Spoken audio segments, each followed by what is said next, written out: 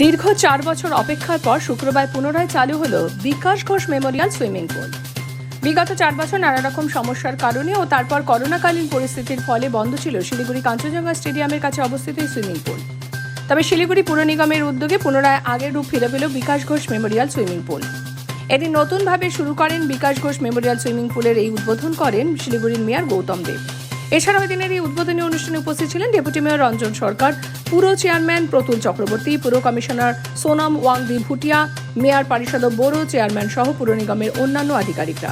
এদিন মেয়র জানান, স্টেডিয়াম কমিটির পক্ষ থেকে প্রায় 25 লক্ষ টাকা শিলিগুড়ি জলপাইগুড়ি উন্নয়ন পর্ষদের হাতে তুলে দেওয়া হয়েছিল সুইমিং পুলটিকে পুনরায় তৈরি করার জন্য। তবে এখনও সুইমিং পুলে অনেক কাজ করা বাকি রয়েছে, ধীরে ধীরে সবটাই করা হবে।